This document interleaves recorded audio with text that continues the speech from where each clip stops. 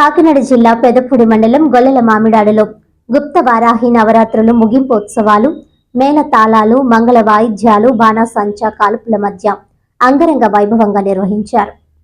శ్రీ వారాహి దుర్గా ద్విశక్తి పీఠం నిర్వాహకురాలు సిరిమాత సారథ్యంలో గుప్త నవరాత్రి మహోత్సవాలు వైభవంగా జరిగాయి. అమ్మవారి పీఠం నుండి ఉద్వాసనానంతరం అమ్మవారిని రథముల్లో ఉంచి గొల్లల మామిడాడ గ్రామపుర వీధుల్లో జాతరను నిర్వహించారు. 9 రోజుల పాటు వివిధ అలంకారాలతో అమ్మవారిని పూజించి అభిషేకించారు.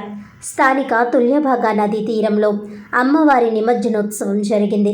ఈ సందర్భంగా సిరిమాత మాట్లాడుతూ అమ్మ కృప అందరిపైన ఉండాలని, ఈ సంవత్సరం అత్యంత వైభవముగా అమ్మవారి గుప్త నవరాత్రి మహోత్సవాలు అంగరంగ వైభవంగా జరిగాయని అన్నారు.